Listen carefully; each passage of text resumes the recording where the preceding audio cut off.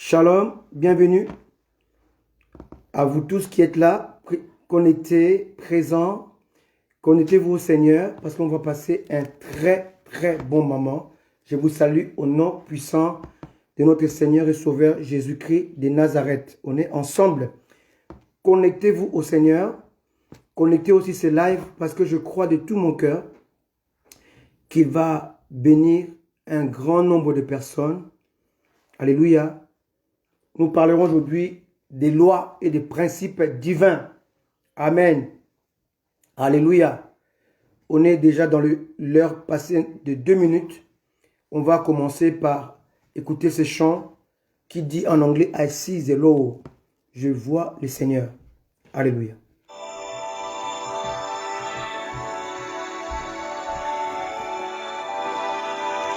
Gloire au Seigneur Jésus.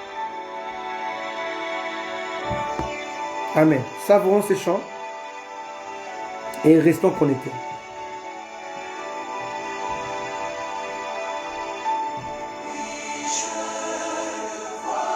Restons connectés au Seigneur. Alléluia.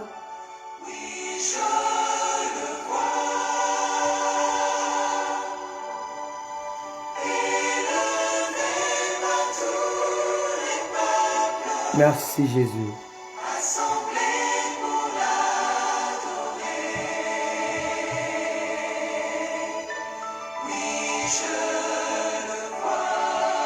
Oui, tu peux voir Jésus dans ta vie à cause de ses bienfaits. Merci Jésus.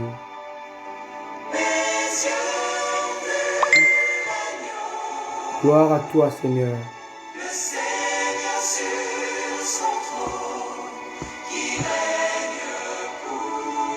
Merci Jésus. Assis de l'eau. Alléluia. Isaïe chapitre 6.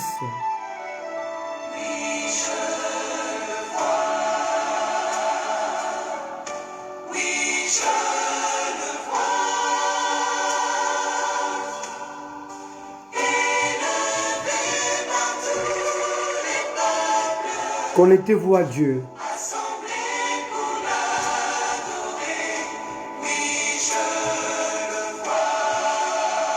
Oh Seigneur, merci.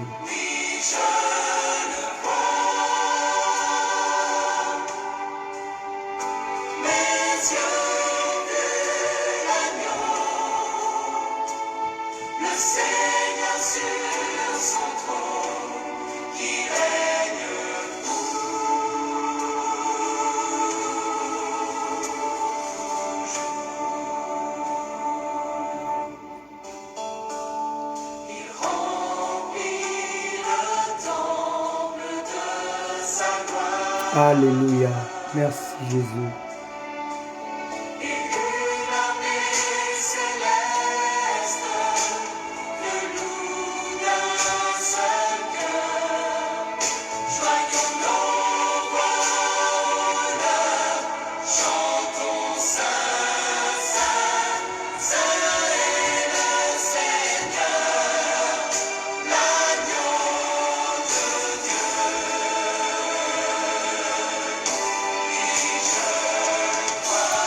Oh Seigneur, nous voulons te voir dans nos vies, dans nos cœurs.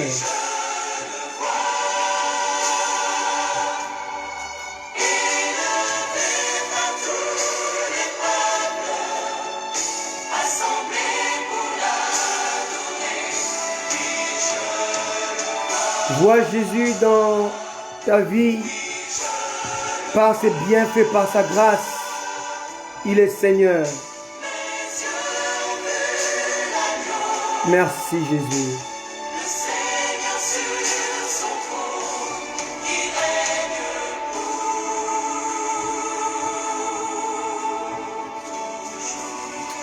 Sois glorifié Seigneur. Sois magnifié. Nous élevons nos yeux vers toi Seigneur. Comme le vent est invisible, mais lorsqu'il souffle, les arbres bougent.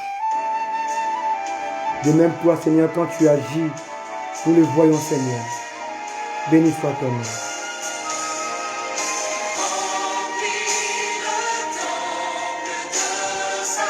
de sa gloire. Il remplit les temples, nos cœurs.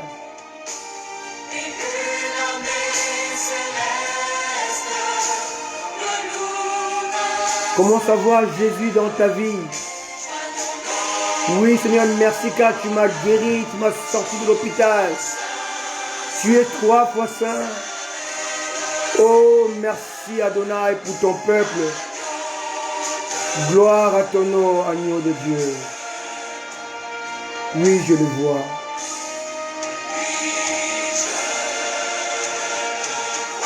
Commence à le voir dans ta vie. Regarde l'œuvre de la croix.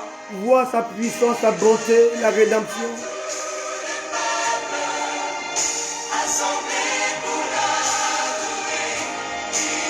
Alléluia. Merci Jésus.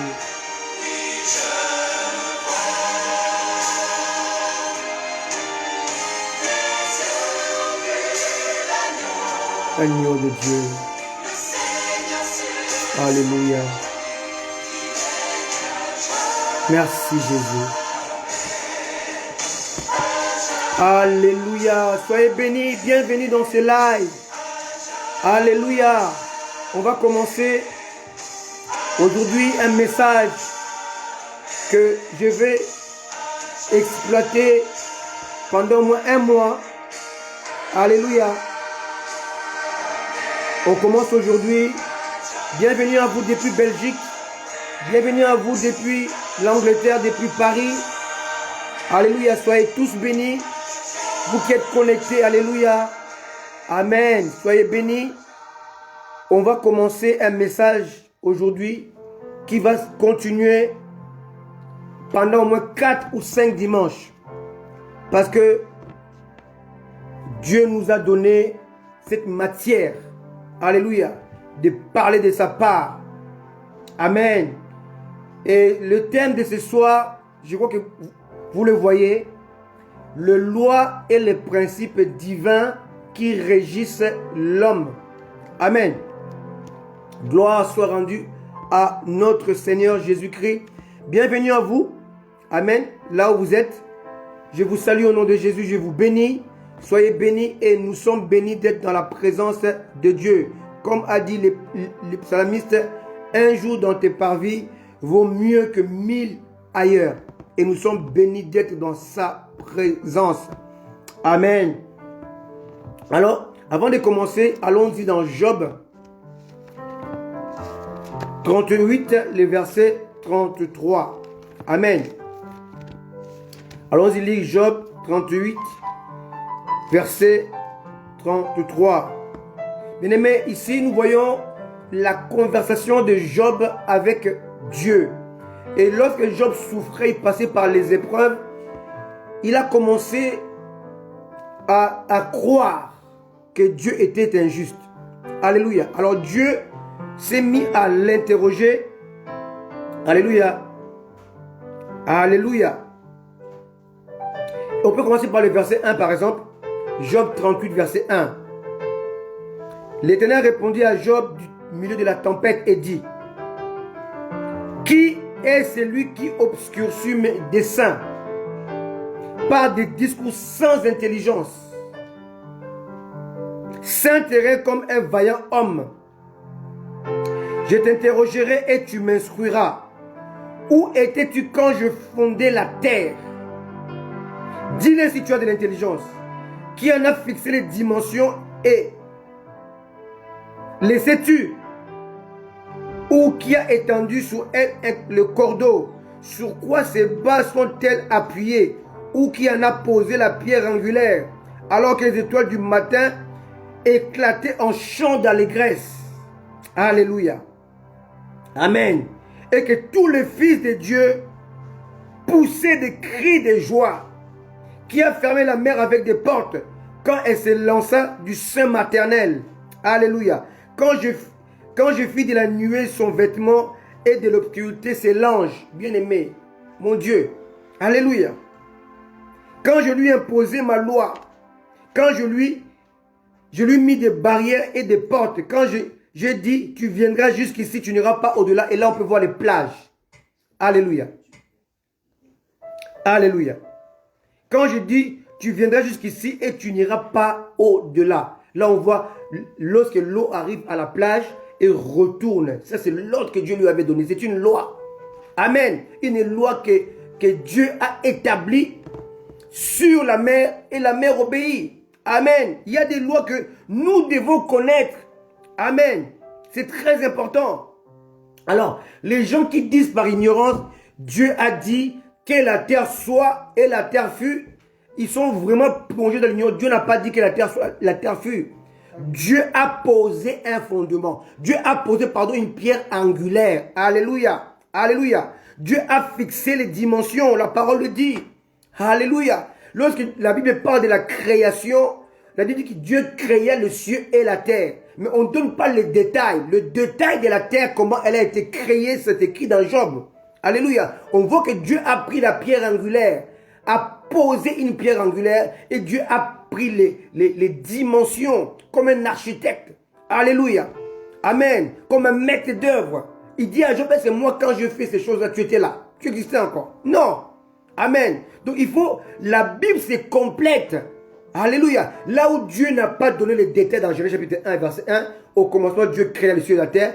Dans Job, il explique, il pose la pierre angulaire. Alléluia. Voilà pourquoi vous qui prêchez la parole de Dieu, ne dites pas n'importe quoi au peuple de Dieu. Oh, Dieu a dit que la terre soit, la terre fut. Non.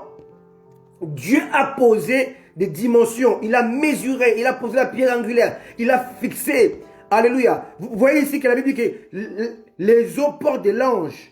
Alléluia. Alléluia. Alléluia.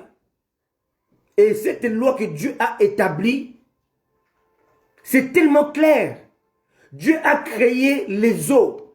Et parmi les eaux qui se rejoignent tous dans le monde entier, alléluia, il y a les océans, il y a le mer, il y a les fleuves, il y a les rivières, il y a des étangs, il y a des lacs. Et Dieu a établi des lois dans chacune de ces eaux. Par exemple, dans les océans qui sont éparpillés et qui entourent le monde, et dans les mers, Dieu a déposé dans ces eaux le sel. Alléluia. Et Dieu a enlevé le sel dans le fleuve et les rivières et les lacs. Quelqu'un me comprend? Et il a établi ces lois-là parmi les poissons. Donc, il y a des poissons qui ne peuvent pas vivre dans les eaux non salées. Le poisson du fleuve, bien aimé, moi je viens de la RDC, par exemple, et si vous allez à l'embouchure du fleuve, là où le fleuve se jette à l'océan Atlantique, si vous allez là-bas, vous allez voir que le fleuve va se jeter dans l'océan Atlantique et il y a un niveau de couleur qui ne se mélange pas. Si vous allez en Afrique du Sud, vous allez voir que l'océan Indien et l'océan Pacifique, par exemple, vont se mélanger, vont se croiser sans se mélanger. Si vous voyez la photo, allez-y sur YouTube, vous allez voir qu'il y a une ligne qui est tracée. Les eaux se mélangent sans se mélanger. Alléluia. Et la même chose, lorsque le fleuve se jette dans l'océan, l'eau des fleuves a une autre couleur, l'eau de l'océan a une autre couleur. Et les poissons qui sont dans le fleuve, à moins que ça soit dans une chute. Mais si ça, c'est normalement, lorsque le fleuve rencontre l'océan, les poissons qui sont dans les eaux, alléluia, du fleuve, ne peuvent pas aller vivre dans les eaux de l'océan. Parce que d'un côté, il y a l'eau douce du fleuve et de l'autre côté, il y a l'eau salée de l'océan. Or, si le poisson d'eau douce va aller se réfugier parce qu'il a commis un acte malveillant, hein? Il a agressé le cousin d'un poisson, je prends un exemple comme ça, il veut fuir à l'océan, il va mourir. Parce qu'il y a une loi que Dieu a établie même pour les animaux. Il y a une loi de territoire, on va le voir aujourd'hui. Alléluia. Lorsque par exemple un animal va violer le territoire de lion, il est en danger. Amen. Et c'est la même chose dans les eaux. Dieu a fait les eaux qui se croisent, qui se rencontrent, mais les poissons respectent le principe et la loi que Dieu a établie dans ces eaux-là. Donc, il ne va pas s'aventurer à aller dans l'océan parce que l'océan et les fleuves sont liés. Non. Et c'est la même chose de poissons de l'océan qui vont rentrer dans le fleuve. Non, ça n'existe pas. C'est une loi qui est là. Voilà pourquoi, si nous ne connaissons pas les lois et les principes établis dans le monde, on va passer à côté de beaucoup de choses. Voilà pourquoi je dis qu'on aura le temps d'en parler pendant un mois. Pendant 4 dimanches. On est aujourd'hui dans Allo Parakletos. Le mercredi, c'est Allo Didascalos. Nous traitons le sujet qui porte à confusion, le sujet à caution. Les mauvaises doctrines, alléluia, les hérésies, mercredi. Mais le dimanche, nous apprenons à grandir, à comprendre comment Dieu fonctionne, comment l'homme doit fonctionner par rapport à Dieu. Retenez ça très bien. Le dimanche, c'est pour l'enseignement, pour nous aider à grandir. Et le mercredi, ce sont des prédications qui nous aident à comprendre les choses qui sont assez complexes. Les hérésies, alléluia, et tout ce qui est un problème à caution. Les non-dits, les hérésies. Et nous les traitons le mercredi. Et si nous additionnons les deux, on grandit dans la connaissance. Alléluia, c'est très important. Donc comme on est aujourd'hui dans Parakletos, on est là dans l'enseignement qui nous aide à grandir et à comprendre comment Dieu fonctionne. Si les poissons connaissent, malgré son petit cerveau, que si je vais là-bas de l'autre côté de l'océan, je vais mourir. À combien plus forte raison l'homme qui a un cerveau aussi complexe? Alléluia. Alors, Dieu a établi des lois dans l'univers. Amen. Jésus l'a bien dit. Il dit que vous savez que si les nuages est gris, qu'il va pleuvoir. Ce sont des lois que nous devons observer. Et tous les scientifiques ou tous les savants n'ont pas découvert les lois. Ou n'ont pas créé des lois. Ils ont découvert ces lois que Dieu avait déjà établies dès la création de l'univers, dès la création du monde. Et lorsqu'ils vont découvrir ça, ils vont donner à ces lois leur propre nom. Je prends par exemple la deuxième loi de Newton. C'est anglais. Il dit que l'accélération d'un objet, alléluia, est proportionnelle à la force qui s'y applique. Je prends un exemple.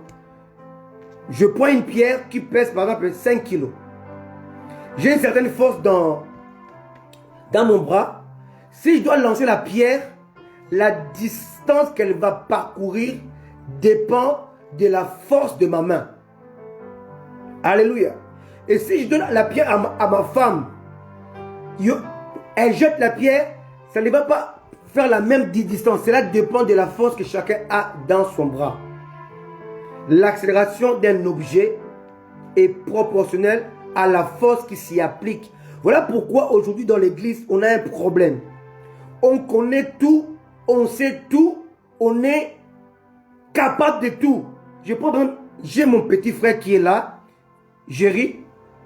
C'est mon petit frère, de très très loin, en âge. Amen. Mais il n'a pas ma corpulence. Il est plus costaud, plus fort que moi. Moi, je peux lui apprendre certaines choses de la vie. Mais niveau force physique, il a plus de force que moi. Cela veut dire que si je dois lancer la pierre à une certaine distance, la pierre de la croissance, la pierre de l'élévation, la pierre du succès, de l'église, corps du Christ. Si je dois chercher à ce que quelque chose aille de l'avant par rapport à la pierre, je ne dois pas la lancer, mais je dois lui donner. Si lui il lance, il a plus de force que moi, ça ira plus loin. Donc aujourd'hui, on voit que l'église n'est pas unie parce que le pasteur veut tout faire, ignorant les autres membres du corps de Christ. Si je veux que l'église avance, c'est lui qui doit lancer la pierre parce que il a fait plus de sport, il est plus costaud, il est plus musclé que moi. Alléluia. Moi, je suis peut-être musclé dans mon cerveau, dans la connaissance, dans le don que Dieu m'a fait. Alléluia. Mais lui, il est plus musclé dans le physique. C'est très important. Ce n'est pas Jésus qui a enlevé la pierre qui bloquait Lazare. Ce sont les disciples. Mais Jésus qui a poussé la parole que Lazare sorte. Alléluia. Donc chacun doit jouer son rôle. Quand on connaît les lois qui régissent l'univers, régissent l'homme, on ne va pas se jeter à prendre la place de l'autre. Alléluia. C'est très important. Et on va le voir pendant un mois. Et si on comprend ces lois et ces principes divins, je crois qu'on ne va pas se précipiter à vouloir être le premier, à vouloir faire des choses dont on n'est pas capable de le faire bien et très bien. Alléluia. C'est très important. Alors, je parle des Job. Sautons un peu. Job 38, j'ai lu jusqu'au verset, je crois, 9. Allons-y au verset 33. Job 38, verset 33. Dieu pose la question à Job. Connais-tu les lois du ciel? Règles-tu son pouvoir sur la terre? Ça, c'est version Louis II. Dans la version Parole de vie, il est dit ceci. Est-ce que tu connais les lois qui gouvernent le ciel? Alléluia. Alléluia. Est-ce toi qui diriges leurs actions sur la terre? Donc Dieu montre que la terre est sous influence du ciel. L'invisible influence les visibles. Dans la version Darby, on dit, connais-tu les lois des cieux? Établis-tu leur empreinte, leur empire sur la terre? Dans la version Osterval, on dit, connais-tu les lois du ciel?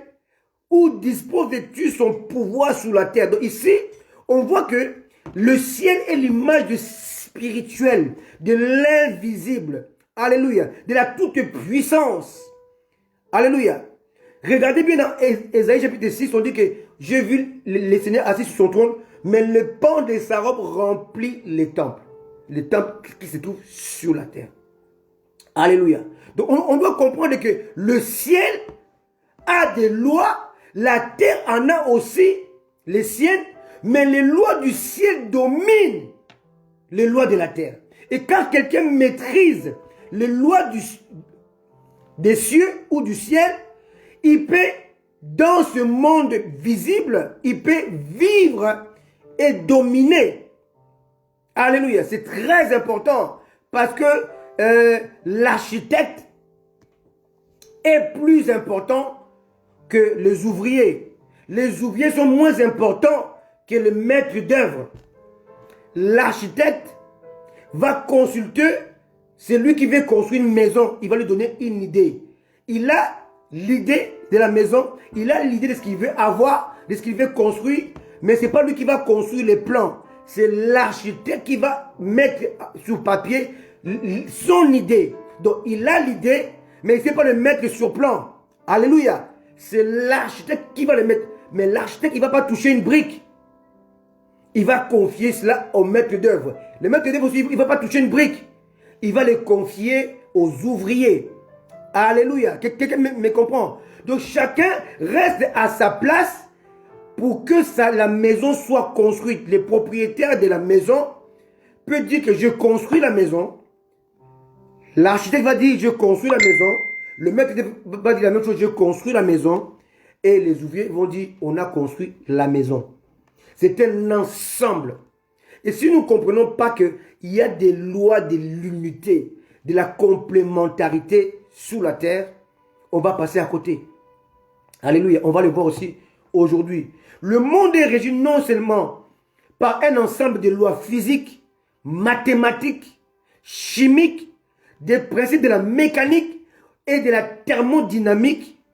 Alléluia. Mais aussi des lois de la moralité, les lois morales et les lois spirituelles. Donc l'homme sur la terre est régi par toutes ces lois que Dieu a établies, qui ne peut pas régner. Alléluia.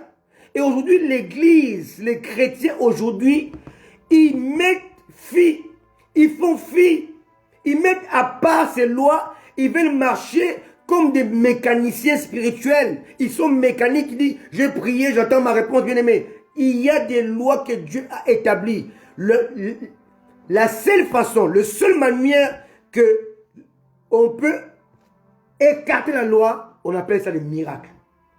Le miracle n'obéit pas à la loi établie. Alléluia. Quelqu'un me comprend? Alléluia. Amen. On appelle ça le miracle. Mais si on doit obéir aux lois établies, on doit atteindre le but fixé. C'est très important. Voilà pourquoi ce message, vous devez le voir, le revoir. Alléluia. Le revoir. Et vous allez comprendre qu'il y a des choses pour lesquelles vous faites des efforts. Il ne s'agit pas de faire un effort, car c'est une loi établie par Dieu. Alléluia. Amen. Ça vient tout seul si seulement tu obéis à cette loi-là. Alléluia. Le mot loi vient du verbe lier. Alléluia. Par définition, la loi est une disposition normative. Quelqu'un me comprend? Et abstraite, posant un rôle juridique d'application obligatoire. Quelqu'un me comprend? Donc une loi est une obligation. Quand on n'est pas obligé d'appliquer la loi, on est dans la faute. C'est très important. Il y a des lois que nous devons respecter même si nous sommes des chrétiens. Alléluia. Alléluia. Alors, je reviens sur Job 38, verset 33. Connais-tu les lois du ciel dont leur influence règle-tu son pouvoir sur la terre? Je prends un exemple que vous connaissez tous. Je prends par exemple le psaume 115, verset 16. Le psaume 115, verset 16 dit quoi? Les cieux sont les cieux de l'Éternel. Mais il a donné, c'est un don, il a donné la terre au Fils de l'homme. Alléluia. Écoutez très bien cette écriture. Les cieux sont les cieux de l'Éternel.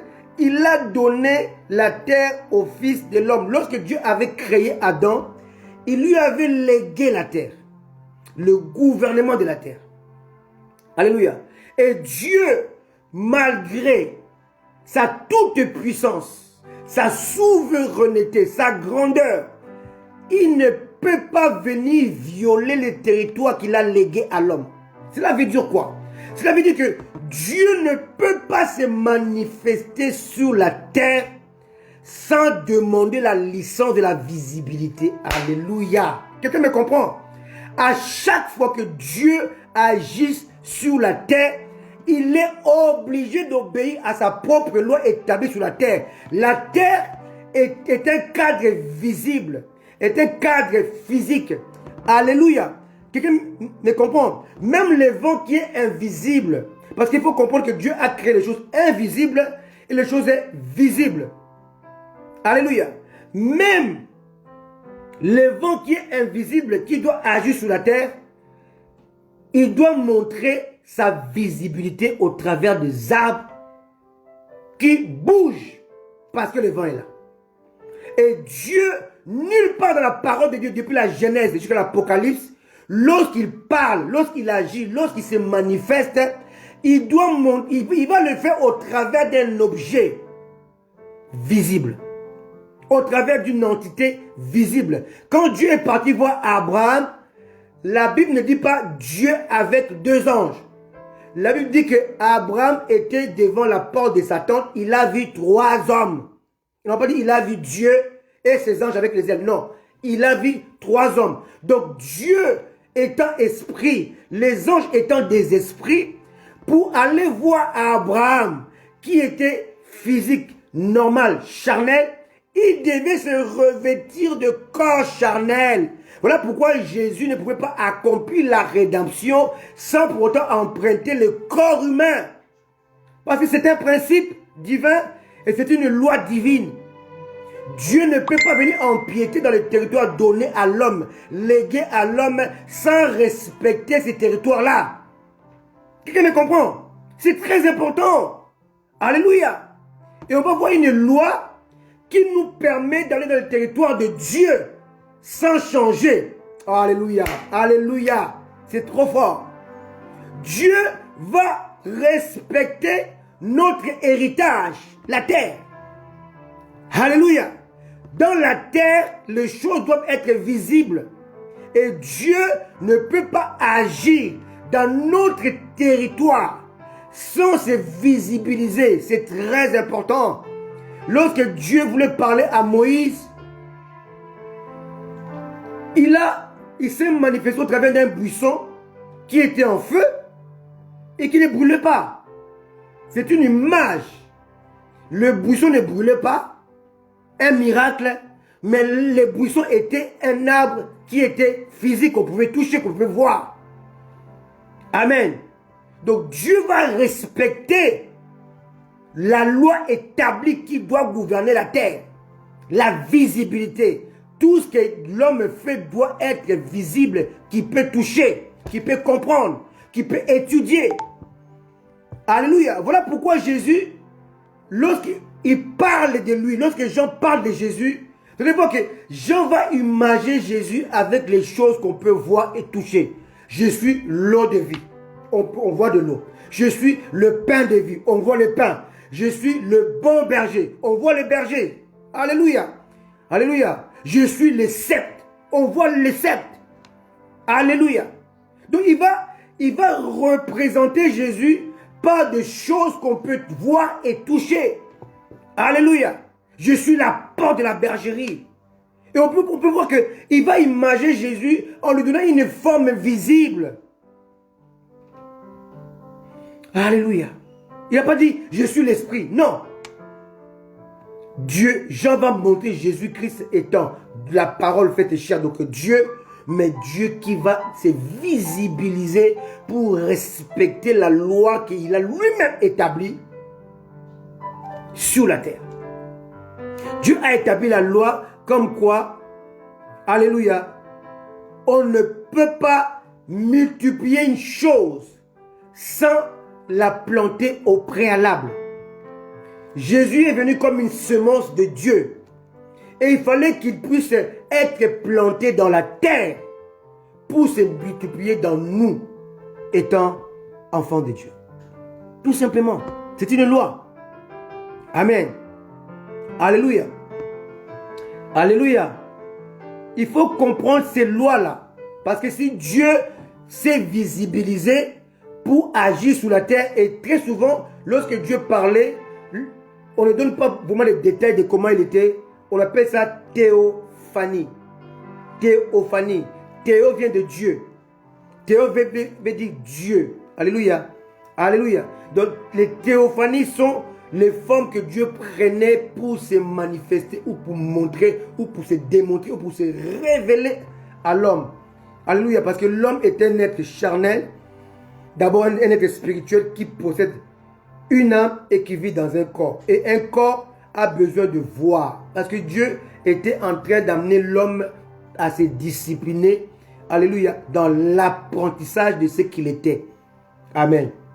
Voyez-vous, depuis que Dieu s'est manifesté à Abraham jusqu'à Moïse, Dieu s'est révélé sous forme de puissance comme El Shaddai, mais jamais sous forme de je suis. Il a révélé son identité à Moïse parce que il devait maintenant apporter la loi qui devait nous conduire à la grâce. C'est très important. Vous allez voir qu'il y a une étape depuis Abraham jusqu'à Moïse. Dieu s'est manifesté et quand il s'est révélé, toujours par rapport à sa puissance. Je suis El Shaddai. Je suis El Shaddai. Mais jamais je suis. Jamais. On ne peut pas comprendre le sens de l'identité si on ne comprend pas le sens du pouvoir et de la force. C'est très important. Ce sont des principes que vous devez savoir et maîtriser. Normalement, dans Genèse chapitre 1, on ne doit pas voir l'éternel. Non. Alléluia. Si on suit la règle, on ne peut pas voir éternel ou Dieu Dans Genèse. Parce que Dieu a révélé les mots éternels qui est traduit par je suis, c'est lui qui suit, à Moïse dans Exode. Comme c'est Moïse qui a écrit Genèse, il va l'interpréter dans la Genèse. Mais normalement, ça ne devait pas exister. Ce sont des principes de Dieu. Amen. Alléluia. C'est très important de comprendre ces choses. Effectivement, Dieu amène l'homme à saisir les lois célestes qui sont plus puissantes pour influencer les lois qui sont terrestres. Alléluia. Voilà pourquoi, lorsque l'ange est parti voir Marie, il s'est visibilisé. Marie pouvait voir l'ange. Quand l'ange est parti voir Zacharie, le père de Jean-Baptiste, il s'est rendu visible. Normalement, les anges sont des êtres spirituels, donc invisibles à l'œil nu. Alléluia. Alléluia. Donc, l'homme doit saisir les lois célestes qui gouvernent la terre et qui soumettent la terre à la captivité. Donc, Dieu voulait démontrer à Job, qui commençait à se plaindre, que tu ne me connais pas. Alléluia. Que tu ne maîtrises pas mes lois qui sont établies dans le ciel. Je suis établi dans le ciel. J'ai établi des lois, mais qui gouvernent aussi la terre. Alléluia. Et que tu ne détiens pas les méandres de ces choses surnaturelles. Tu parles par émotion. Tu parles activement. Je suis Dieu. Je sais ce que j'ai fait. Job ne connaissait pas le deal que Dieu avait fait avec Satan. À son encontre. À son endroit. Et Job commençait maintenant à démontrer que Dieu était fautif parce qu'il permettait qu'il puisse passer par la souffrance. Or, Dieu laissait Satan de faire ce qu'il faisait parce qu'il voulait démontrer que Job était un fidèle serviteur et que Job ne pouvait pas faillir malgré la souffrance. Donc, Dieu voulait montrer la grandeur et l'engagement de Job. Mais pour Job, c'était la souffrance imposée d'une manière injuste. Alors, Dieu maintenant l'arrête. Parce qu'il conversait avec ses 3 amis. Et Dieu écoute la conversation. Et à chaque fois, les amis condamnaient Job. Et Job s'est justifié de sa pureté par rapport à Dieu. Et quelque part, Job, quand il parlait, il condamnait Dieu. Alléluia. L'apôtre Paul dit dans Romains chapitre 4, le verset 4. Alors, j'aime ces versets. Et toute la semaine, je l'ai médité. J'aime ça. Ça m'a fait du bien cette semaine. J'aimais bien vous les partager. Romains 4, verset 4. Pardon.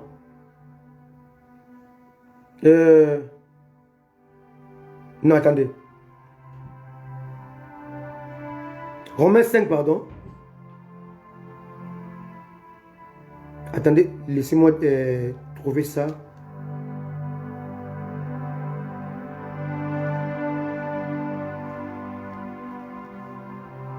Laissez-moi trouver ça parce que c'est quelque chose qui m'a fait beaucoup du bien cette semaine. Alléluia.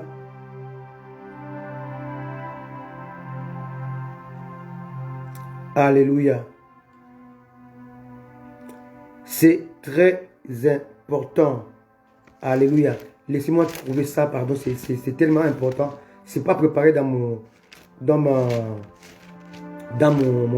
message, mais c'est tellement bon, c'est tellement agréable à le savoir. Amen.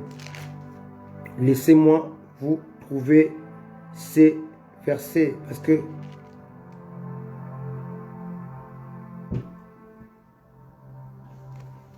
alléluia. Alors, Romains, chapitre 4, je crois.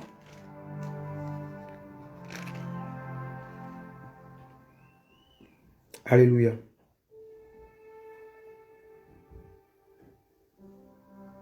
Peu importe. Alors, ces versets disent ceci. Si on devait te faire un procès, tu le gagnerais. Alléluia. Alléluia. C'est tellement important. Amen. Avant la fête, je vais vous donner cette écriture. Amen. Amen. Si on devait te faire un procès, tu le gagnerais.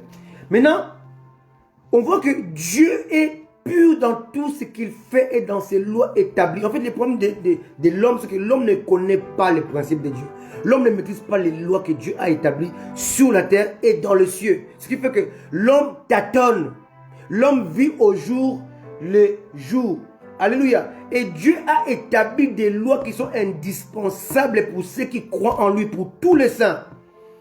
Il y a une loi que nous retrouvons dans toute la parole de Dieu, que j'appelle la loi de la promesse et de l'accomplissement. Écoutez-moi très bien. Lorsque Dieu te fait la promesse, son accomplissement ne dépend pas forcément de Dieu, mais de ton attitude, de ton comportement, de ta considération de ces dieux. Vous allez voir que Dieu va appeler Abraham dans Genèse. Il dit, quitte ton pays, ta patrie et la maison de ton père. Donc Dieu va dire à Abraham, il donne 3 conditions. Quitte ta famille, ton pays et la maison de ton père. Amen. Alléluia. C'est très important. Il va lui donner 3 conditions de quitter. Effectivement, Abraham a quitté, mais il n'a pas obéi. Alléluia. Or, l'ordre que Dieu lui avait donné était lié à une promesse. C'est très important. Alléluia. Il dit, l'Éternel dit, Genèse chapitre 12, l'Éternel dit à Abraham, va-t'en de ton pays, de ta patrie et de la maison de ton père, dans le pays que je te montrerai. Je ferai de toi une grande nation. Donc, voilà que la condition d'Abraham de devenir une grande nation dépendait des exigences de Dieu, des principes de Dieu. Donc, il y a une loi qui va réunir et les principes de Dieu, donc les exigences, pour une finalité, une conséquence grandiose. Abraham, pour devenir une grande nation, il devait quitter 3 choses. Son pays, sa patrie et la maison de son père. Alléluia. Alléluia. Le pays était Eliezer. Parce qu'Eliezer faisait partie de son pays, de là où il venait. Sa patrie, c'était sa famille. Et la maison de son père, c'était son neveu Lot.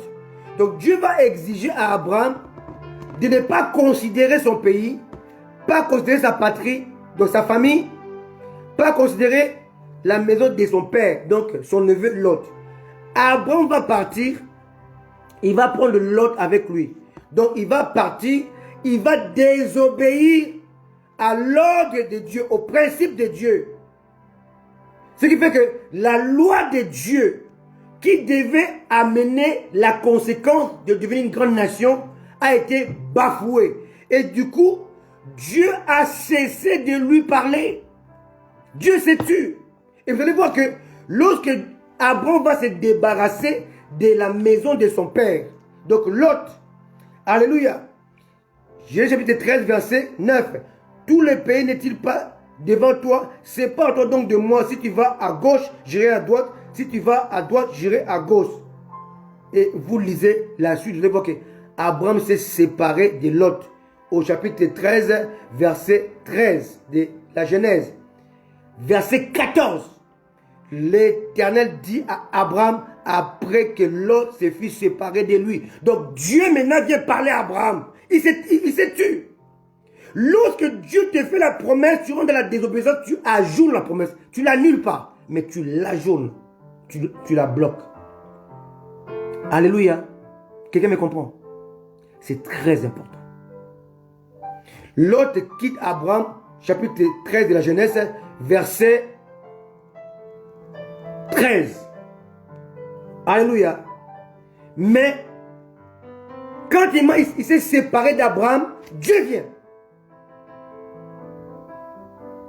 Dieu vient et il va réitérer la promesse. Lève les yeux et du lieu où tu es, regarde vers le nord et le midi, vers l'orient et l'occident, car tout le pays que tu vois, je le donnerai à toi et à ta postérité pour toujours. Donc Dieu revient encore pour lui rappeler ce qu'il lui avait dit dans Genèse chapitre 12, verset 1. Parce qu'il s'est débarrassé de la maison de son père. Et lorsqu'Abraham va encore commettre une autre erreur, il va prendre Agar qui égare. Dieu ne fait rien avant que Abraham se débarrasse d'Ismaël. Quelqu'un me comprend? Donc, il y a des principes, il y a des lois que Dieu a établies. Si vous ne les observez pas, vous ajournez la promesse de Dieu sur votre vie. Voilà pourquoi vous devez les maîtriser, ces choses. Alléluia. C'est très important. Amen. C'est très important. Ce monde est régi par des lois, par des principes. On voit ça avec Abraham. Amen. Dieu lui parle, il lui donne la promesse et il bloque la promesse par sa désobéissance. Et quand il obéit, Dieu revient. Et Dieu s'est tué pendant des années. Parce qu'Abraham et Lot sont restés des années ensemble. Dieu est venu lui reparler encore lorsqu'il a obéi au principe, à l'ordre de Dieu. Quelqu'un me comprend? C'est très important. Alléluia. Or, vous devez savoir que Dieu a fait la promesse à Abraham. Mais la promesse devait se manifester ou se réaliser par Abraham. Donc, entre Abraham, l'homme charnel incirconcis, et Abraham, l'homme régénéré et circoncis, c'est les jours et la nuit. Alléluia. Abraham pouvait faire même 20 enfants. Tant qu'il n'était pas circoncis, les enfants ne seraient pas appelés Isaac. Isaac est la conséquence d'un enfant conçu après la circoncision. Quelqu'un me comprend? Alléluia. Donc il y a des promesses de Dieu qui demandent ton adhésion, ton changement, ta révolution. Tu dis, j'en ai marre de vivre dans un tel état, je vais tout changer. Alléluia. Alléluia. Je vais vers le Seigneur, qu'il me nettoie, qu'il me brise. Parce que vous devez comprendre que la promesse est faite à Abraham, mais doit se manifester à Abraham. C'est comme si la promesse est faite, alléluia, à un homme charnel, mais ne peut se réaliser qu'à un homme spirituel parce que la promesse est spirituelle. La promesse est faite à un homme charnel et pécheur, mais va se manifester à un homme saint, consacré, sanctifié. Vous devez le savoir ça. Amen. Dieu m'a dit, ça tarde. Oui, mais ça tarde pourquoi? Parce qu'il y a des lois et des principes que tu dois respecter. Alléluia. Alléluia. C'est très important. On va le voir aussi avec Jacob. Jacob, à sa naissance, avant sa naissance, Dieu va parler à Rebecca. Il dit, le premier sera assujetti au second. Et là, Dieu était clair. Dieu était clair dans ce qu'il disait. Alléluia. Dans Genèse chapitre 25, c'est clair. L'Éternel dit à Rebecca qu'il avait consulté. Et non pas à Isaac qui avait imploré Dieu. Isaac va implorer le côté charnel, le côté stérilité. Mais Rebecca va consulter pour savoir le côté divin. Le côté prédestination. Beaucoup s'arrêtent sur le côté matériel, le côté charnel. Seigneur, guéris ma femme parce qu'elle est stérile. Et là, Isaac fait ça. Et si vous regardez bien, on dit que Isaac implora l'Éternel pour sa femme, car Rebecca était stérile. Et l'Éternel exauça Rebecca. Sa femme devait enceinte. Isaac a imploré Dieu. Il avait, alléluia, 40 ans. Alléluia. Isaac était âgé de 40 ans quand il prie pour femme Rebecca. Et il va remarquer que sa femme est stérile. Isaac maintenant va implorer Dieu quand il avait 40 ans. Mais lorsque les enfants sont nés, Isaac était âgé de 60 ans. Donc entre l'imploration et la réalisation de la promesse, il s'est passé 20 ans. Dans le 20 ans là, si je dois vous détailler les choses, vous allez voir qu'il y avait un manquement au niveau de les lois et les principes de Dieu. Il y avait violation des lois et des principes de Dieu qui ont ajourné la réponse d'Isaac. C'est très important. Et Rebecca maintenant va implorer. Elle ne va pas, elle va consulter. Elle ne va pas implorer Dieu. La consultation est plus profonde que l'imploration. L'imploration, on réclame le matériel, le visible. Mais la consultation requiert de l'intimité. Et Dieu va lui révéler le secret. Donc Rebecca détenait le secret de la prédestination de Jacob. Mais Dieu avait établi les principes. Dieu avait établi les lois par rapport à sa descendance, par rapport à ses aïeux. Donc, Abraham devait transférer la prééminence à Isaac. Isaac, à son tour, devait transférer la prééminence au choix de Dieu et non pas à son choix. Or, Isaac avait pensé transférer la prééminence à Ésaü, son fils aîné. Mais Dieu avait déjà prophétisé cela, dit ça à Rebecca que Ésaü ne sera pas, n'aura pas la prééminence, mais ce sera Jacob. Mais entre ce que Dieu avait dit à Rebecca et l'accomplissement, il fallait qu'il se passe une chose. Parce que Dieu va établir le pouvoir de transférer la prééminence à Isaac, mais il avait parlé à Rebecca. Quelqu'un me comprend? Donc il fallait qu'il y ait une scène où Rebecca va jouer sa partition pour que Isaac puisse bénir Jacob, parce que Jacob ne pouvait pas devenir Jacob que Dieu a prophétisé sans la partition de Rebecca. Parce que c'est lui qui avait le pouvoir de transférer, selon le principe de Dieu, selon la loi de Dieu établie, c'était Isaac. Or, lui, il était ignorant de ce que Dieu avait dit à Rebecca. Donc, Dieu va rentrer dans la scène avec Rebecca, qui va jouer sa partition, qui n'a rien à voir avec le vol de bénédiction que les gens prêchent aujourd'hui. Jacob n'a jamais rien volé, parce que lorsque Ésaü avait fait, a dit, vends-moi ton droit d'aînesse. Il lui a vendu son nom. Alléluia. Le droit d'aînesse est attaché au nom. Donc quand il va dire, je suis Ésaü, il n'a pas menti.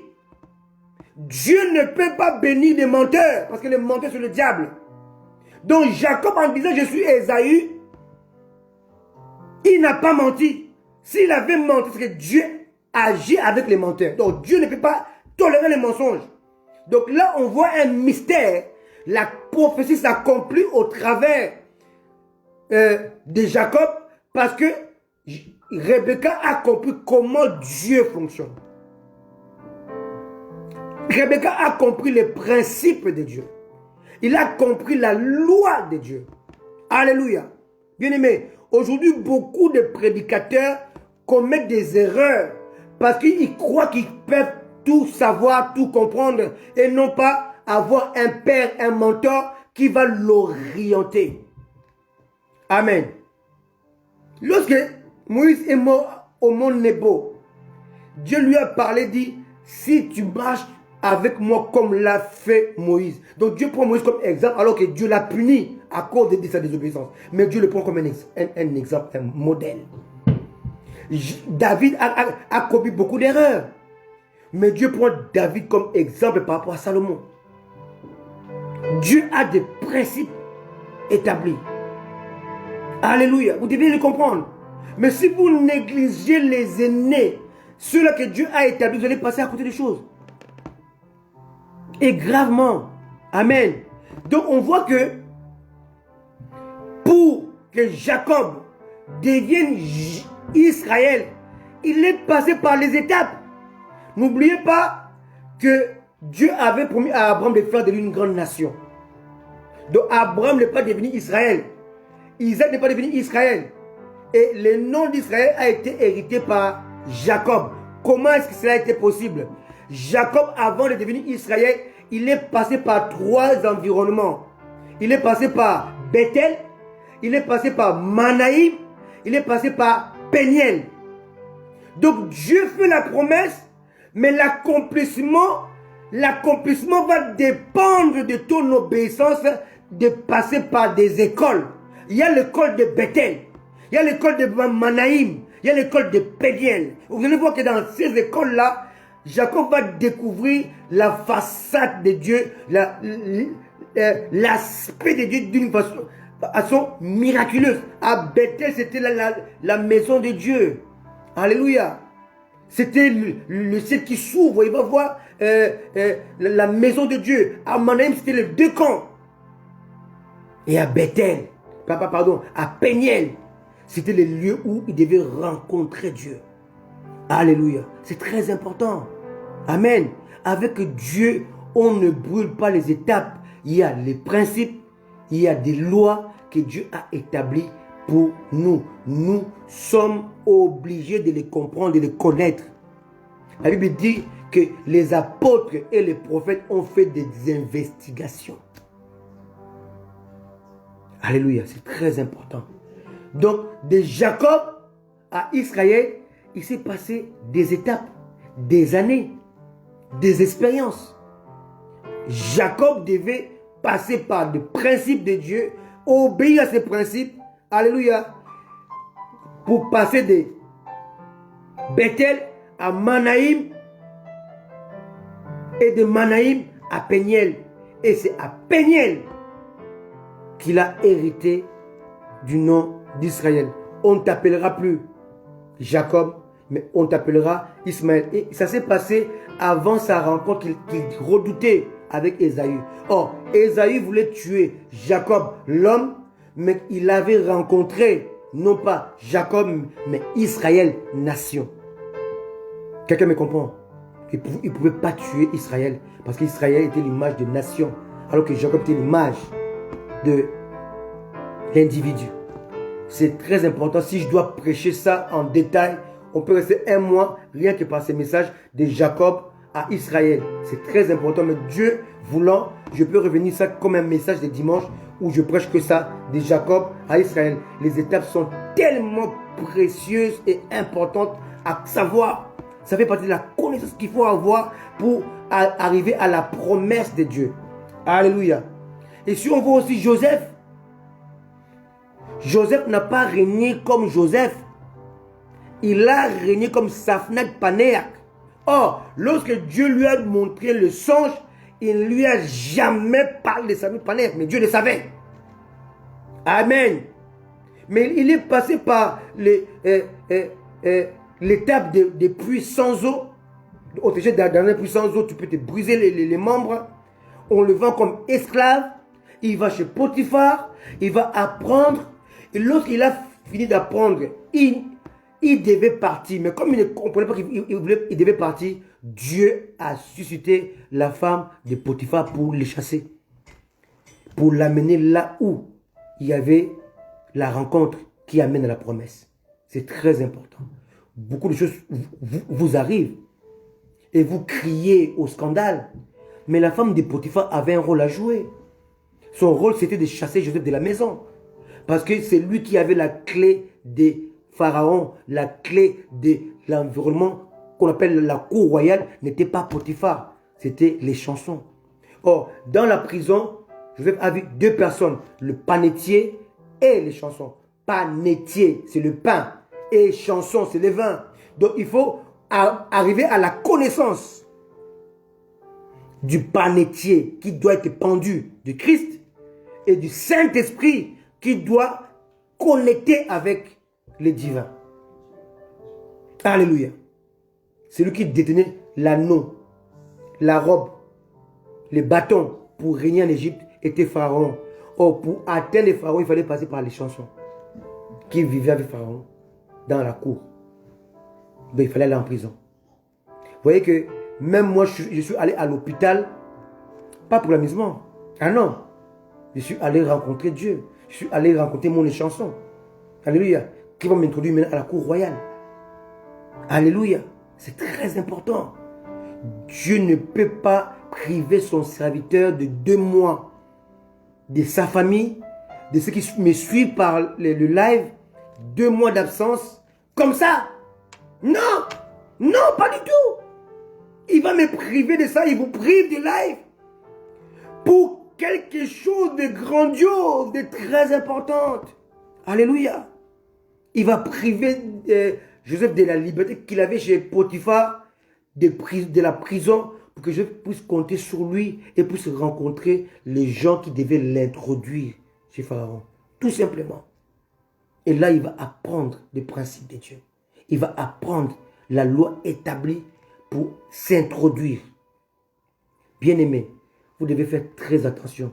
Jésus a dit, faites-vous des amis avec ceux qui ont les richesses injustes. Allez-y comprendre ça. Alléluia. Allez-y comprendre ça. Mercredi, si Dieu le veut, je vais vous parler de Joseph d'Arimathée. Et vous allez voir que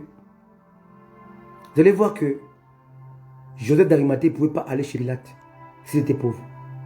Il ne pouvait pas aller chez Pilate demander le corps de Jésus s'il n'était pas influent. Donc Dieu vous amène à une influence pour un but bien précis. Ce que Joseph d'Arimathée a fait chez Pilate, aucun apôtre ne pouvait le faire. Nicolas ne pouvait pas le faire. Il fallait que ce soit Joseph. Parce qu'il avait une influence. Et il avait l'influence à cause de l'argent. Donc il y a des endroits où vous ne pourrez pas entrer. Si vous n'avez pas un certain niveau. Alléluia. Une certaine aura. Une certaine position. C'est très important. Et là, il faut laisser Dieu vous y amener. Alléluia. Alléluia. C'est très important. Alléluia. Alléluia. Alléluia. Amen. C'est très important. Amen. Quand on parle, mon fils, de faites-vous des amis avec ceux qui sont injustes, vous croyez que les richesses d'Hérode étaient justes? C'était un sanguinaire. Mais sa femme servait Jésus et amenait l'argent à Jésus. Luc chapitre 8 le dit. Donc sa femme était l'amie de Jésus. Et le mari de cette femme-là était l'intendant de Rhodes. C'est lui qui est gestionnaire de sa richesse. Quelqu'un me comprend? Dieu est très complexe. Alléluia. Les chrétiens pensent être plus saints que Dieu. Voilà pourquoi ils sont comme l'apôtre Pierre. Seigneur, je n'ai jamais rien mangé d'impur. Je ne peux pas manger ça. Dieu dit, c'est que moi je déclare ça comme pur. Qui es-tu pour le déclarer comme impur? C'est lamentable. Amen. C'est lamentable. Aujourd'hui, les chrétiens pensent qu'ils sont plus purs que Dieu. C'est dangereux même. Alléluia. Ça, c'est la loi indispensable qui est la loi de la promesse à son accomplissement. Il y a une autre loi que on appelle ça la loi de la bénédiction au travers d'un leader établi par Dieu. C'est une autre loi que vous devez savoir. Donc, c'est la première loi que je vous ai donnée, la loi de l'accomplissement. On peut passer 2-3 mois en donnant des versets et des explications appropriées. Mais je vous donne ça en bref, parce qu'on doit s'arrêter. Alléluia. Alléluia. La loi de la bénédiction au travers un leader établi par Dieu. Vous allez comprendre que Dieu a fait la promesse à Abraham. Et ça devait s'accomplir à Abraham.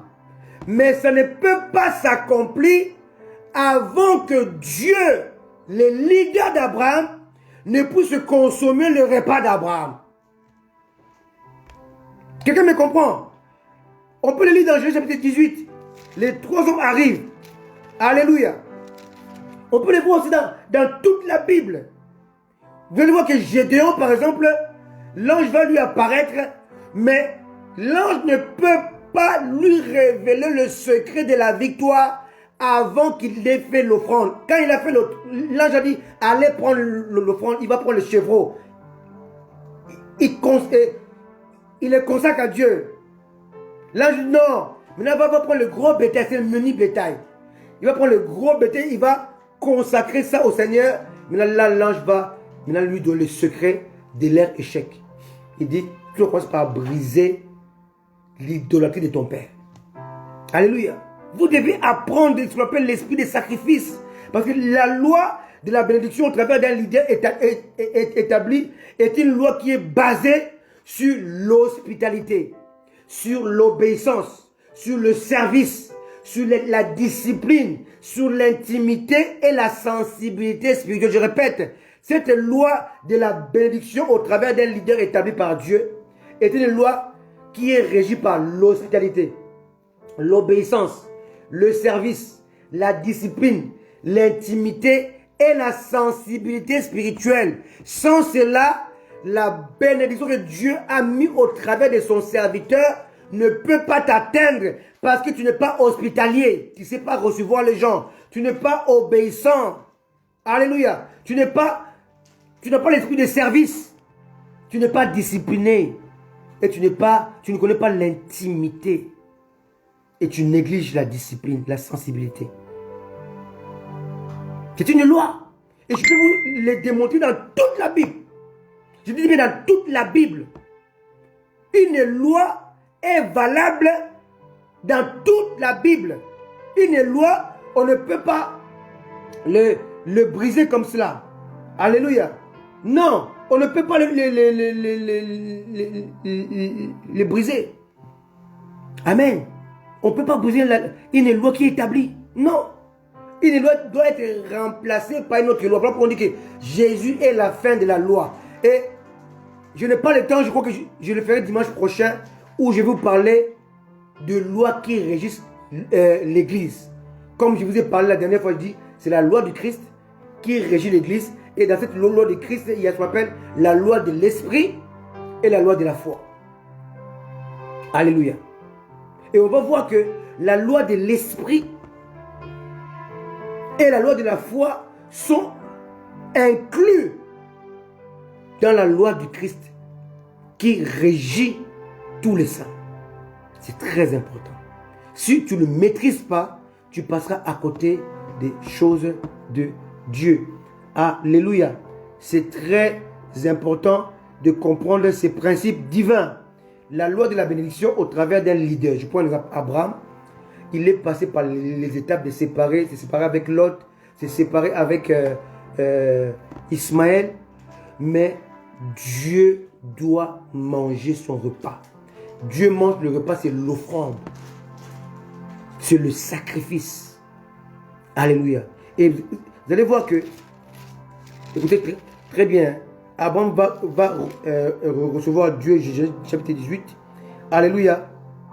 Et Abraham va dire au verset 5, je vais prendre un morceau de pain pour fortifier votre cœur. Après quoi, vous continuez votre route, car c'est pour cela que vous passez près de votre serviteur. Il répondit, les trois hommes, donc Dieu était avec les deux anges. On peut voir ça, chapitre 19, verset 1. Les deux anges arrivaient à Sodome sur le soir. Donc là, au chapitre 18, les versets 5, ils ont dit, fais comme tu l'as dit. Donc Dieu ne peut pas révéler le secret s'il n'a pas consommé ton offrande. Alléluia. Abraham va prendre le meilleur de tout ce qu'il avait. Abraham courut à son troupeau, prit un veau tendre et bon, le donna à un serviteur qui s'est hâta de la prêter. Il prit encore de la crème et du lait avec le veau qu'on avait apprêté et il est mis devant eux. Il s'éteint lui-même à leur côté. Il faut que lorsque tu offres à Dieu quelque chose, que tu prends plaisir de le voir consommer ton offrande. Il y en a quand ils donnent, ils boudent. Non.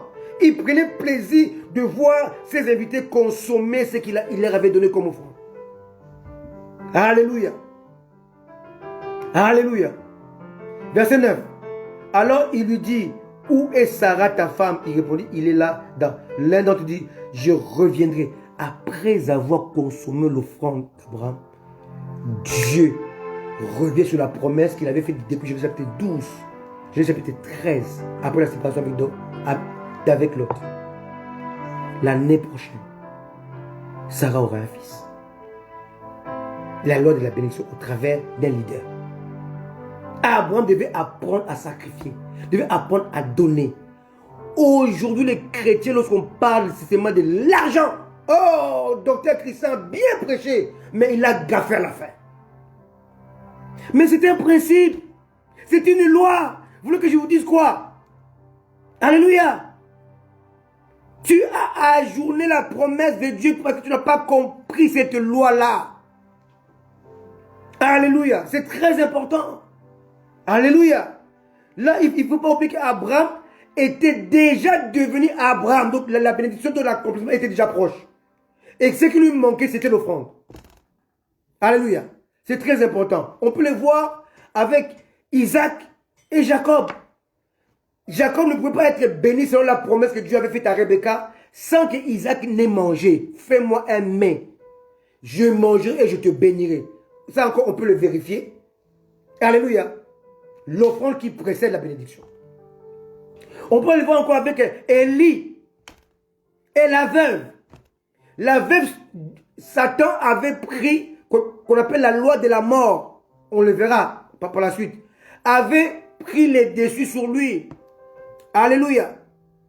Et Dieu voulait arrêter l'élan de la mort, la puissance de la mort. Et Dieu, pour l'arrêter, il va dépêcher son serviteur. Et quand le serviteur de Dieu arrive, Dieu va exiger l'offrande à la veuve. Et Dieu va dire à Élie, j'ai ordonné à une veuve de te nourrir. Écoutez bien les paroles. Écoutez bien les paroles. Non, non, non. Ça, il doit lire ça. Dieu ne ment pas. Alléluia. Mais la veuve a qualifié Dieu de menteur. Parce qu'elle préférait mourir avec sa pauvreté que d'obéir à Dieu. Dieu ne ment pas. La Bible est claire. Attendez. Je vais vous le montrer. Alléluia. Alléluia. Ça, c'est très important. Aujourd'hui, beaucoup passent le temps à côté des choses de Dieu. Dieu a envoyé Élie pendant la sécheresse dans le torrent de Kérit. 1 Roi 17, verset 4. Tu boiras l'eau du torrent et j'ai ordonné aux corbeaux de te nourrir. Donc Dieu va ordonner aux oiseaux d'accomplir sa volonté et ils vont le faire. Alléluia. Aux corbeaux de te nourrir là. Alléluia. Les corbeaux lui apportaient, verset 6, du pain et de la viande le matin et du pain et de la viande le soir. Donc les animaux obéissent. Maintenant, verset 9. Lève-toi, va à Sarepta. Donc Dieu va voir les pleurs, le cri d'une femme, d'une veuve, que Satan commençait à jouer, la mort commençait à détruire. Satan et la loi de la mort a pris les dessus sur cette famille-là. Les maris étaient partis et cette loi était sur le point maintenant de prendre la femme et l'enfant. Quelqu'un me comprend? Lève-toi, va à Sarepta, qui appartient à Sidon, et demeure là. Voici, j'ai ordonné à une femme veuve de te nourrir. Dieu a ordonné à la veuve de nourrir Élie. Dieu n'a pas menti. Alléluia. Alléluia. Élie maintenant arrive chez la veuve. Il va exactement dire ce que Dieu lui a dit. Verset 10. Il se leva et il alla à Sarepta. Comme il arrivait à l'entrée de la ville, voici, il y avait une femme veuve qui ramassait du bois. Il appelait, dit, va me chercher, je te prie, un peu d'eau dans un vase afin que je boive. Et elle alla en chercher. Il appela de nouveau, dit, apporte-moi, je te prie, un morceau de pain dans ta main. Et elle répondit, l'Éternel, ton Dieu est vivant. Je n'ai rien de cuit. Je n'ai qu'une poignée de farine dans un pot et un peu d'huile dans une cruche. Et voici, je ramasse 2 bois. Puis je rentrerai et je préparerai cela pour moi et mon fils. Nous mangerons, après quoi nous mourrons. Donc la femme n'était pas prête à obéir à l'ordre de Dieu. Alléluia. Elle était prête à faire seulement, à prendre son dernier repas avant de mourir. Quelqu'un comprend? Amen. Bien, mais est-ce que vous savez que si Isaac avait mangé le repas d'Ésaü, Isaac avait mangé le repas d'Ésaü, il allait mourir. Il dit, Jacob, fais-moi un repas, il croit que c'est Ésaü, fais-moi un repas, je te bénis avant de mourir. les repas de la mort. J'aurai le temps de vous en parler en détail.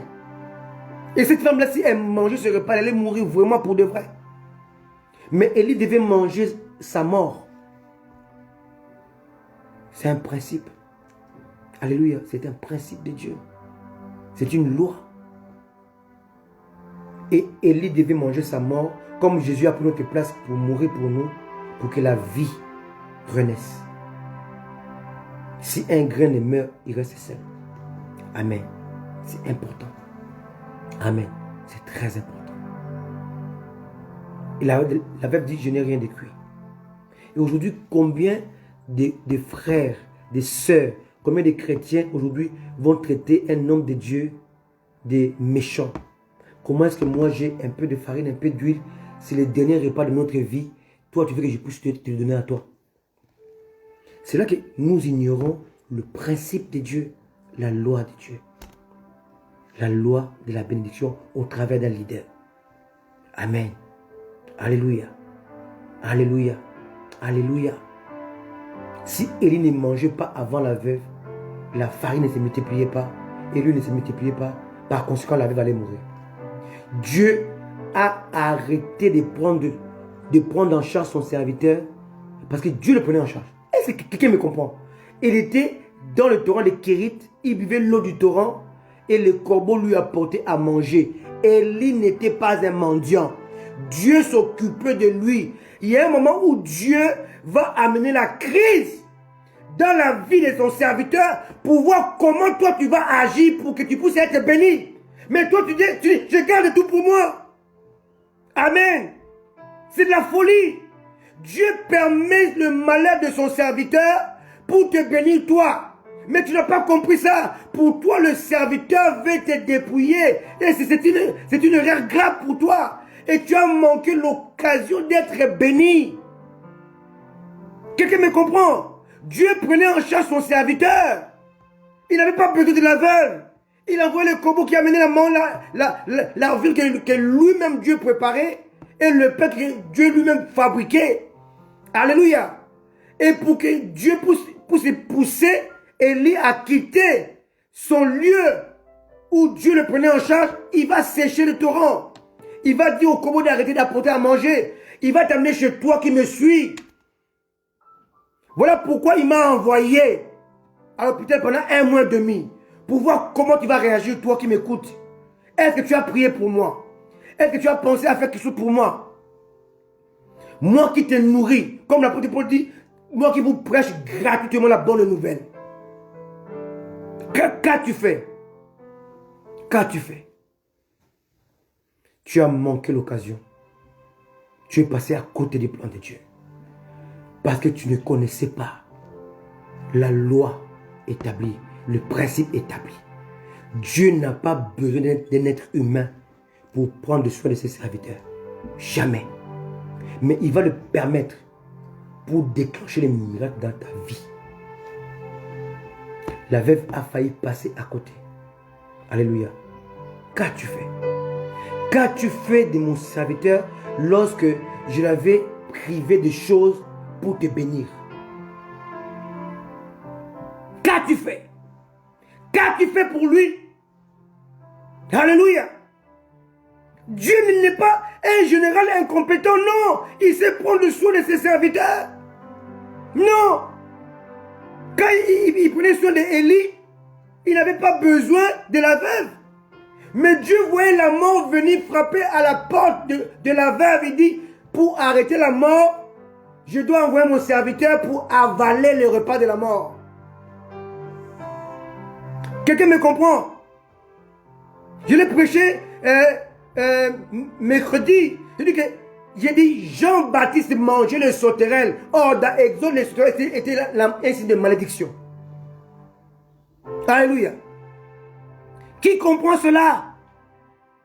Mais au lieu de s'inquiéter, les gens acclament Dieu le frappe, Dieu le frappe, Dieu le frappe. C'est bien fait pour lui. Voilà comment vous tuez vos héros, vous tuez vos pères, vous tuez les serviteurs de Dieu. Or, l'épreuve, Dieu avait permis ça pour arrêter ton épreuve. My goodness. My goodness. Quelqu'un me comprend? En prenant en charge, oui, le serviteur de Dieu, Dieu s'occupe de tes problèmes, de la mort qui frappe à la porte de ton cœur. Tu as manqué les moyens d'être béni. Tu as fermé la porte de la bénédiction que Dieu t'avait promise. Tu es à côté de la plaque. Parce que tu ne penses qu'à toi. Tu ne vois que les gens sont là pour te dépouiller. Tu peux tout avoir les sorciers partout, les démons partout. Non, Dieu agit. Et il y a des bénédictions que Dieu le passe au travers de ses serviteurs. Dieu va l'amener dans un moment de pauvreté, moment de souffrance, moment de maladie, pour voir comment tu allais réagir. Ce n'est pas forcément de l'argent. La plupart de ceux qui m'écoutent, ils ont mon inbox. Qui m'a écrit pendant les 1 mois et demi de maladie? Papa, comment tu vas? Homme de Dieu, comment tu vas? Qui m'a écrit? Alléluia. Souvent, on passe à côté des choses de Dieu parce qu'on ne connaît pas la loi de Dieu établie. On ne connaît pas les principes établis, divins. Et on passe à côté. Alléluia. Amen. Alléluia. C'est très important. Il y a des lois. Et dans la loi que Dieu avait établie, Élie devait être prise en charge par la veuve pour que la veuve soit affranchie de la mort. Elle n'est pas compris ça. Elle remplace, elle va ramasser 2 bois. Oh, les détails. La parole de Dieu est succulente. Hein? Alléluia. Elle va ramasser 2 bois. Alléluia. Oh mon Dieu. 2 bois, la croix. 2 bois, la croix. Tu aimes les méfaits de la croix, mais tu ne comprends pas c'est quoi la croix. La femme parlait de la croix sans comprendre la croix. La croix vient stopper ta mort. Jésus prend ta place. La croix vient stopper ta misère. Jésus prend ta place. La croix vient te changer ta manière de penser. Parce que Jésus veut agir dans ton cœur. Prends soin d'Élie. Et Dieu arrêtera la mort. Amen. Alléluia. Oh, que les gens ne disent pas, voyez maintenant, Christian prêche maintenant, il veut qu'on donne l'argent. Non, pas du tout. Depuis une semaine, j'ai repris le travail. Je n'ai pas besoin de votre argent. Non. Alléluia. Dieu me bénit. Il fallait le faire quand je n'avais pas travaillé pendant 2 mois. Alléluia. Vous ne l'avez pas fait, vous êtes passé à côté des choses de Dieu. Tout simplement. Alléluia. Alors, Élie va être envoyé chez la femme pour stopper la mort. La veuve n'avait pas compris cela de suite. Mais Élie va insister. Alléluia. Alléluia. Je n'ai rien de cuit, verset 12. Je n'ai qu'une poignée de farine dans un pot et un peu d'huile dans une cruche. Et voici, je ramasse 2 morceaux de bois, la croix. Puis, je rentrerai et je préparerai cela pour moi et mon fils. Il ne compte pas Élie. Hein. Nous mangerons, après quoi, nous mourrons. Donc, notre mort est déjà fixée. Amen. Élie lui dit, Élie insiste, ne crains point. Rentre, fais comme tu l'as dit. Seulement, prépare-moi d'abord avec cela un petit gâteau et tu me l'apporteras. Tu en feras ensuite pour toi et pour ton fils. Je dois manger avant vous. Vous devez servir Dieu avant vous. Élie n'était pas Dieu, mais il était dans la volonté de Dieu. Alléluia. Car ainsi parle l'Éternel, les dieux d'Israël, la farine qui est dans le pot ne manquera point, et l'huile qui est dans la cruche ne diminuera point, jusqu'au jour où l'Éternel fera tomber de la pluie sur la face du sol. Elle fit selon la parole d'Élie, et pendant longtemps, et elle eut de quoi manger, elle et sa famille aussi bien qu'Élie. La farine qui était dans le pot ne manqua point, et l'huile qui était dans la cruche ne diminua point, selon la parole que l'Éternel avait prononcée par Élie. Être béni au travers d'un vase. Alléluia. Jésus l'a fait. Quand il est arrivé dans sa première prédication, il voit 2 barques. Il dit, est-ce que je peux monter dans ta barque, Pierre? Pierre n'a pas dit, non, tu n'es pas péché, non. Il a obéi. Et on parle de Pierre aujourd'hui, parce qu'il avait cédé sa barque. Cède ton cœur à Jésus. Je commence à finir. Tout ce que je vais te dire aujourd'hui, c'est que tu es prêt à donner tout à Dieu, sauf ton cœur. Dieu dit maintenant, donne-moi ton cœur. Je t'ai envoyé des Élie, mais tu les as jetés. Tu les as traités des voleurs. Tu les as traités des cupides. Tu les as traités des demandeurs d'argent. Mais je ne les ai pas envoyés pour te donner ton argent. Je peux en prendre soin. Mais je voulais te bénir. Mais tu n'as pas compris. Élie, je pouvais en prendre soin de lui sans compter sur toi. Alléluia. Bien-aimé, qu'est-ce qui manque à Dieu de donner héros millions à son serviteur? Rien. Rien. Il peut faire des sociétés riches, sans effort. Amen. Les pays qui coulaient le miel. Ils font rien. On fabrique, on travaille pour eux. Et Dieu donne autant à ses bien-aimés pendant leur sommeil. Dieu n'a pas besoin de nous pour bénir ses serviteurs. Non. Il s'en occupe. Mais lorsqu'il nous pousse à les bénir, ce n'est pas pour eux, c'est pour nous. Nous sémons, nous plantons pour que nous puissions récolter. C'est une loi. Aussi longtemps que les cieux et la terre ne passera pas, la loi de sémence ne finira pas. Alléluia. Dieu te parle aujourd'hui. Il te dit, donne-moi ta barque. Alléluia. Lorsque Jésus-Christ est monté au ciel, Pierre s'est levé parce qu'il avait cédé sa barque à Jésus. Quand Jésus lui a dit, jette les pierres, il ne lui a pas de filet, il ne lui a pas dit, tu n'es pas pécheur. Moi, je suis plus expérimenté que toi. Non, il a obéi. Quelqu'un me comprend. Il avait compris l'hospitalité. Entre dans ma barque. Il avait compris l'obéissance. Entre dans ma barque, assieds-toi. Éloigne un peu de terre. Il a compris. Il avait ce qu'on appelle l'esprit de service. Il était discipliné. C'était un pécheur professionnel. Mais parce que Jésus avait parlé. Il dit, sur ta parole, je jetterai les filets. Il n'a pas dit, je suis expérimenté, j'ai péché toute la nuit sans rien prendre. Non, il a obéi. Alléluia. Il était sensible spirituellement. Voilà ces points qui tuent les chrétiens aujourd'hui. Manque de sensibilité, manque d'intimité, manque de discipline, manque d'esprit de service, manque d'obéissance et manque d'hospitalité. Alléluia. Faisons très attention. Dieu te dit aujourd'hui, donne-moi ta barque, donne-moi ton cœur. Laisse-moi entrer dans ton cœur. Il vient, tu es la veuve, la mort a quasiment frappé tout le monde.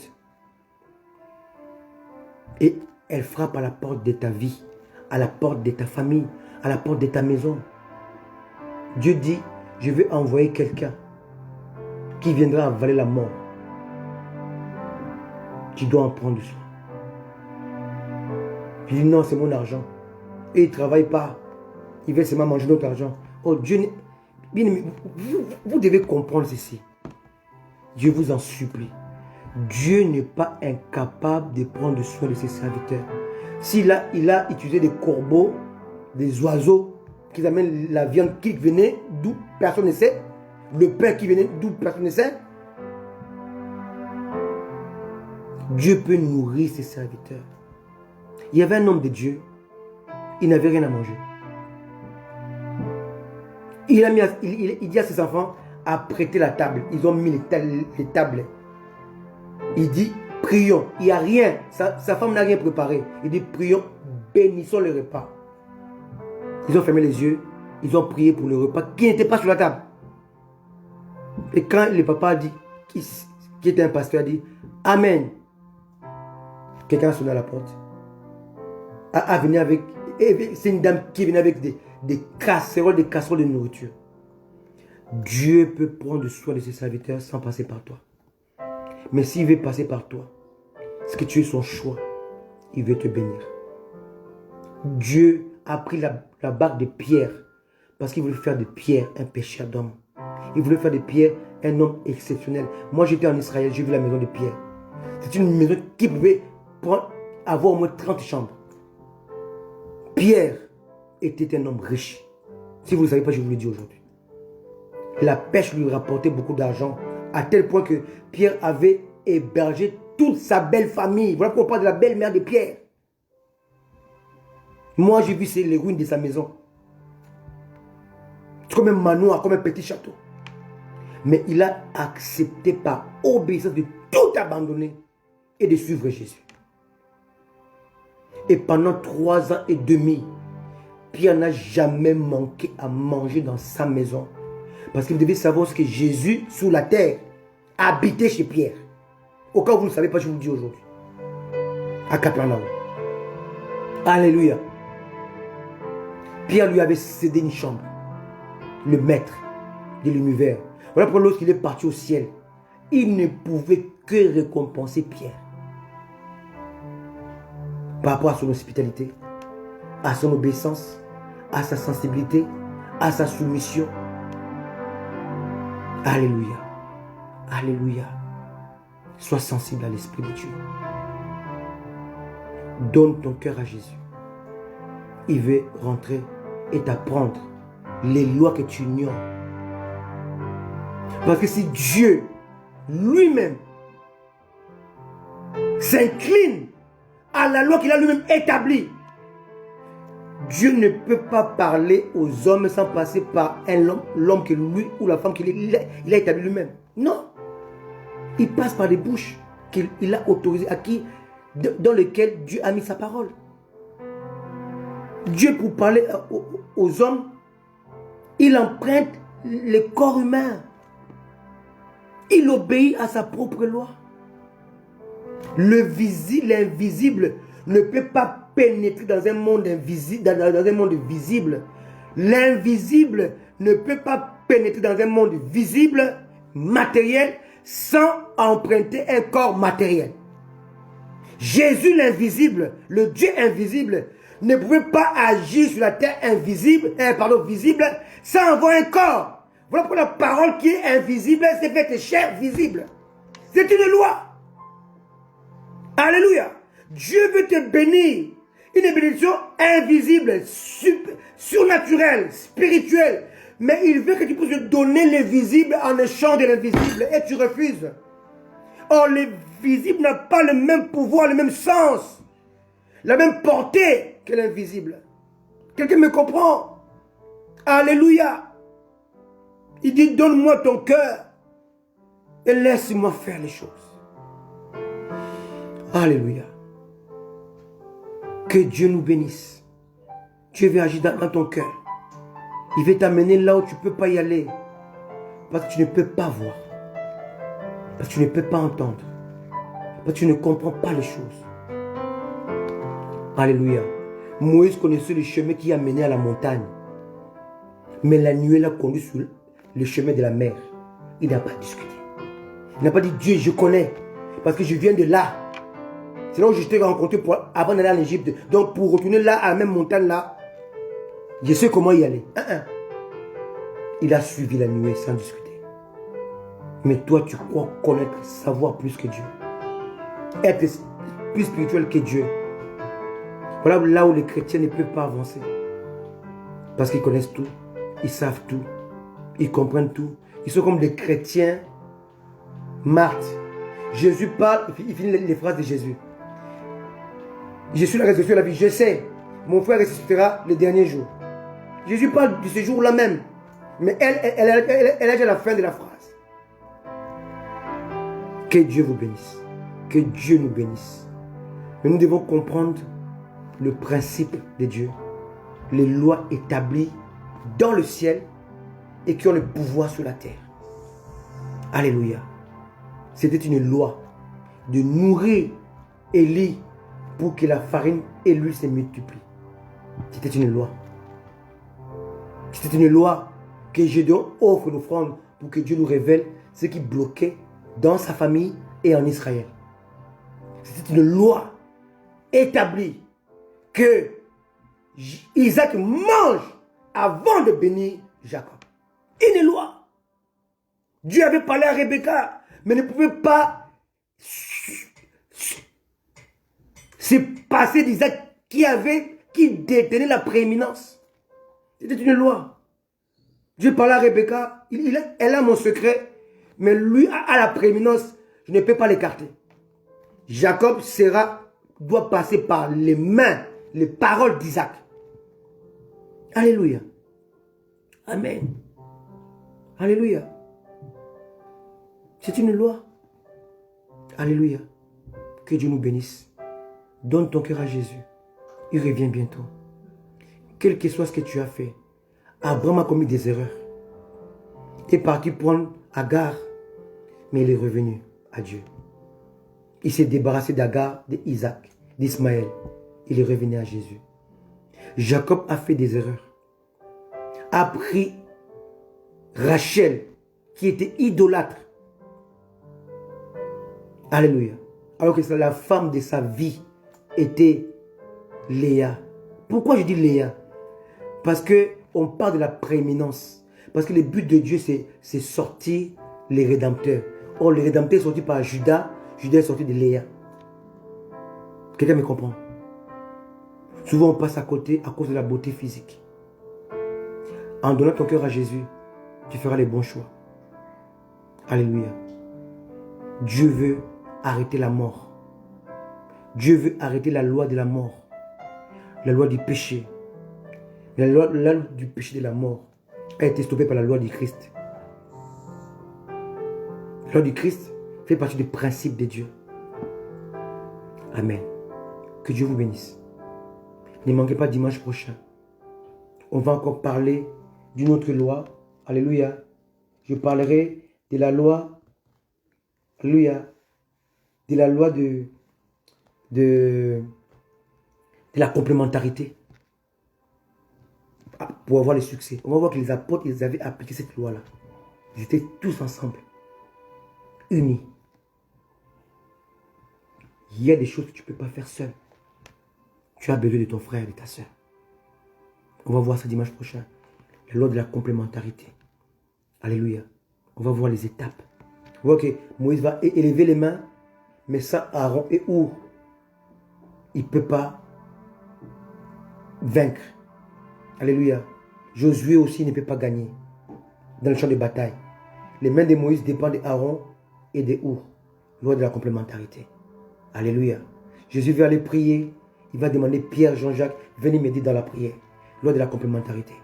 Bien-aimé, tu crois que tu peux réussir seul, tu te trompes. L'église est comme le corps. Et le corps est complémentaire. La bouche ne fait pas le travail des mains. Et les mains ne font pas le travail des pieds. Et les pieds ne font pas le travail des oreilles. Si j'ai besoin de boire de l'eau, alléluia, je dois utiliser mon cerveau, mon cœur, qui sont invisibles. Mais je ne peux pas bouger les mains et les pieds sans le cerveau. Mon cœur doit battre pour que je reste en vie. Deuxièmement, je dois utiliser mes pieds pour aller prendre de l'eau, mes mains pour le prendre, ma bouche pour le boire. Chaque partie de mon corps va travailler. C'est comme ça l'église. L'unité dans la diversité. La complémentarité, c'est une loi. Si vous négligez cela,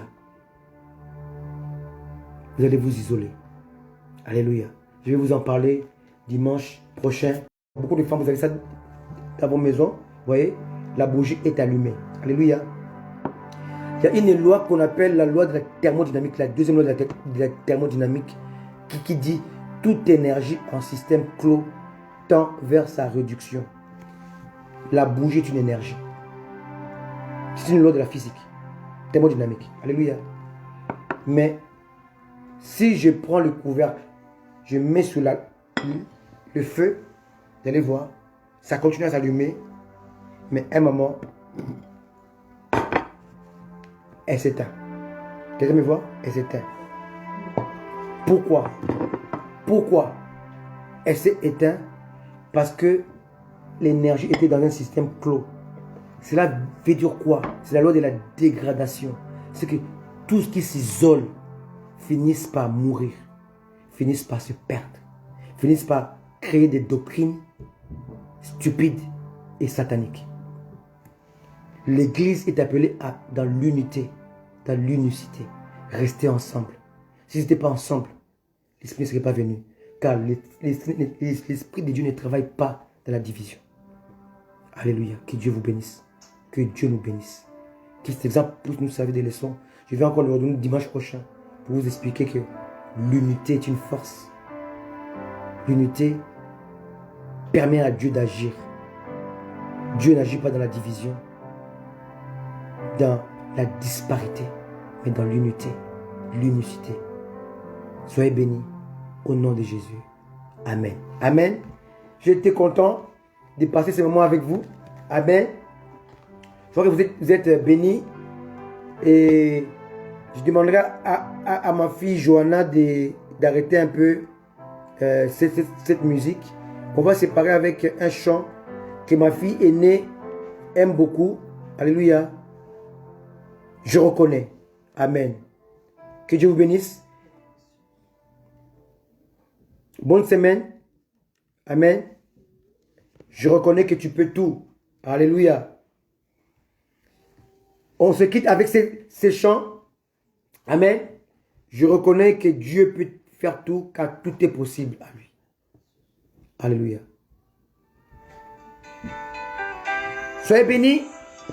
Accrochez-vous à Jésus. Rendez-vous le mercredi dans Allo Didascalos. On va parler de comment prendre soin du corps du Christ. Et dimanche prochain, on revient sur les lois et les principes divins. Partagez ce message. Alléluia. J'ai été un peu long aujourd'hui parce qu'il y a beaucoup à dire. Excusez-moi pour le temps. Mais on a beaucoup à dire parce que si je ne suis pas un peu long, on ne pourra pas avoir l'essentiel. Parce qu'il faut après 6 mois ou 1 an pour donner ces messages-là entièrement. Parce que chaque point est un message qui peut prendre 1 semaine. Quand je parle d'Abraham, d'Abraham à Abraham, ça peut prendre 1 semaine. De Jacob à Israël, ça peut prendre 1 semaine. Alléluia. De Joseph à Saphir-Panay, ça peut prendre 1 semaine. Donc ça peut prendre beaucoup de temps. Voilà pourquoi on prend un peu de temps pour expliquer ces choses. Soyez bénis. Accrochez-vous à Jésus.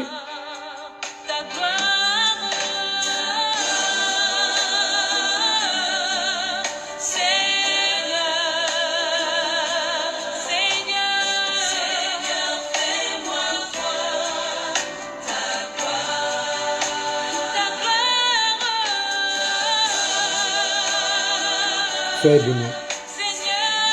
Accrochez-vous à Jésus, il revient bientôt. Amen. Bye bye.